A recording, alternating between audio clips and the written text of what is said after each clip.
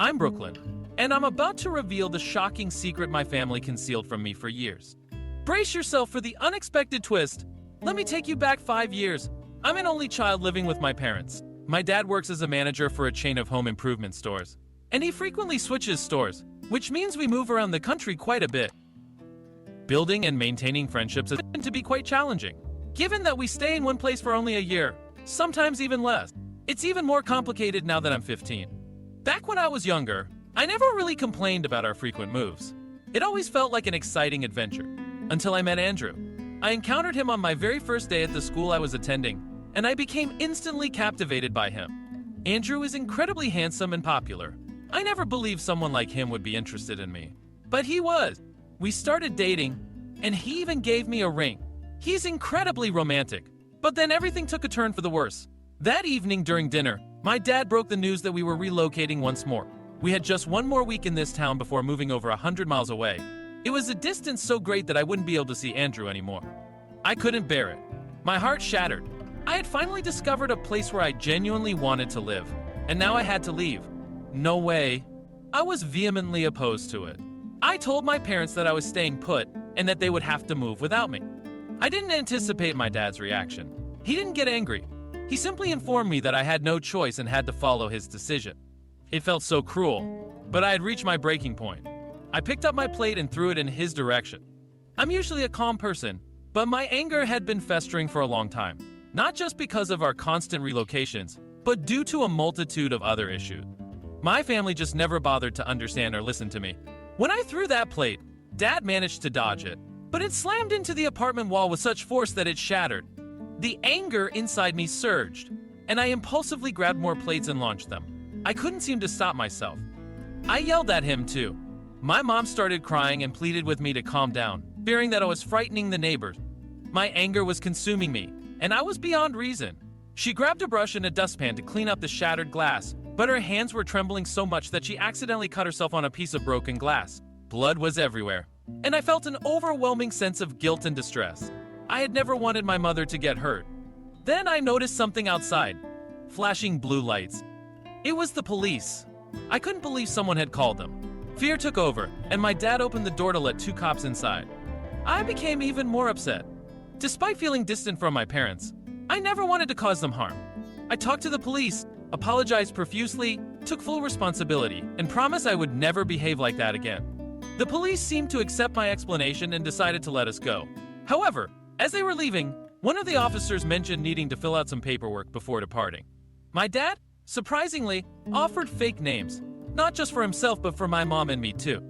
I was so stunned that I couldn't find the words to react.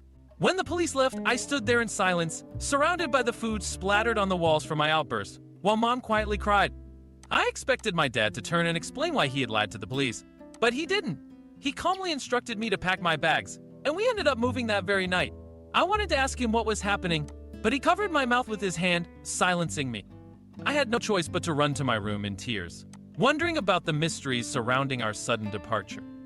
As I Skyped with Andrew, tears streaming down my face, I doubted he could fully grasp the turmoil of the situation. While I was in the middle of explaining things to Andrew, my dad suddenly entered the room, snatched my phone away, and urged me to hurry.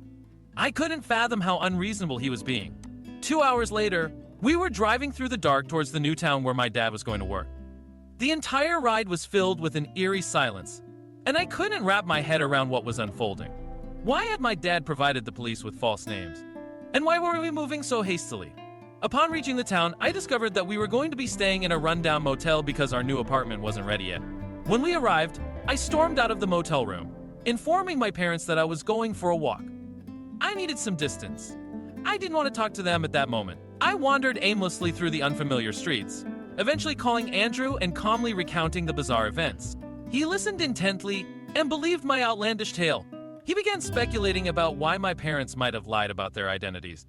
His theory was that they were involved in some criminal activity, given the constant moving and deception with the police.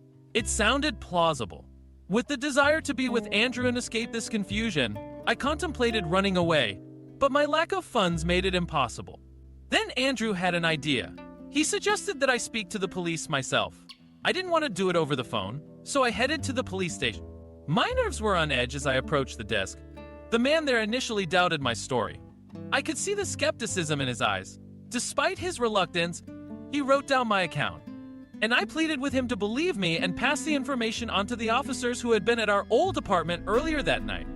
As I left the station, I remained uncertain if he truly believed me. Upon returning to the motel, I found my dad sitting outside, seething with anger. He was livid that I had ventured out alone at night and promptly sent me to my room. This time, I didn't argue with him. Then I noticed a text from Andrew. I opened it and found a photo from a news article dating back 5 years. It was a grainy surveillance image of a man robbing a grocery store, and the resemblance to my dad was striking. Perhaps my dad was a fugitive on the run. It would certainly explain a lot. The following week took on an eerie atmosphere as we settled into our new apartment. Mom and Dad went out of their way to make me feel comfortable, allowing me to paint my room and purchase new furniture. Mom even handed me money for clothes shopping. Despite their efforts, I couldn't shake the longing for Andrew.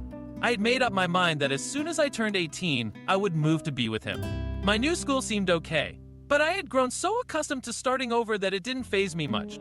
Then, a few weeks later, something peculiar occurred. I was summoned to the principal's office. I typically kept a low profile at school, given all the turmoil in my life.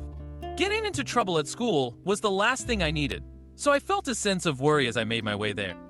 I wondered if something was wrong with Mom or Dad. However, when I entered the office, it wasn't what I had expected. Inside were the same 2 police officers who had visited our old apartment the week before. It must have been something significant for them to come all this way. They asked me to sit down and explain that they had received my message about my dad giving them false names. They had been investigating the incident and needed to talk to me about it. They inquired about my parents' real names, and I provided them. Then, they presented me with a black and white photograph of my parents that seemed to date back many years, likely from when I was just a baby. The officer asked if the people in the picture were my parents, and I confirmed that they were. That's when they dropped a bombshell. My parents had indeed provided false names, as the police had suspected. However, the reason for their investigation wasn't related to the grocery store robbery Andrew had discovered. The policeman wore a grave expression as he explained that my dad was wanted for a far more serious crime: kidnapping. He informed me that nearly 16 years ago, 2 girls with the same last name had been born in the same hospital on the same day.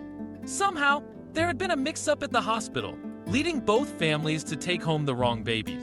Neither family had realized the mistake until the girls were 5 years old.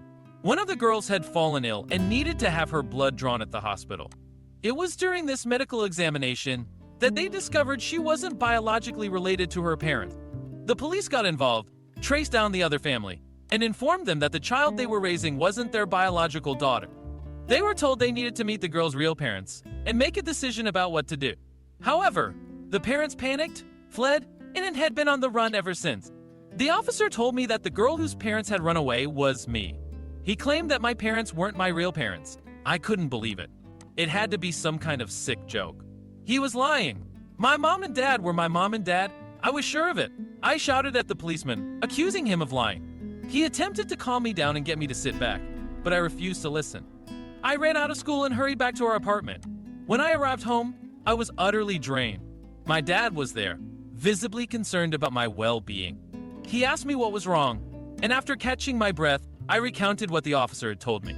I had expected anger or laughter, but my dad remained silent. He didn't appear surprised, just sorrowful. He left briefly and returned with an envelope, taking out a piece of paper. It was a newspaper article from 10 years ago in which a couple was pleading for my parents to come forward so they could meet their biological daughter. I stared at the picture of the couple, and it struck me how much they resembled me, more so than my supposed parents. Then my dad finally admitted it. He wasn't my biological father.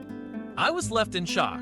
My dad begged for my forgiveness, explaining that he and my mom loved me so deeply that they couldn't bear the thought of letting me meet my real parents in case they wanted me back. From that moment on, I never saw them again. However, I was consumed by anger. How could they have lied to me for all those years? And why had they made my childhood so tumultuous by constantly uprooting me?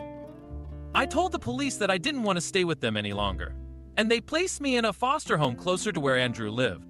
Initially, I felt a sense of relief being away from the people who had claimed to be my parents. I had initially wanted nothing to do with them, but living in a foster home turned out to be a tough experience. I had only a few drawers to store all my belongings, and the constant noise of yelling and fighting at all hours was unbearable. On the bright side, I got to see more of Andrew. and I had a social worker looking out for me. My social worker informed me that my birth parents had been contacted and were eager to meet me.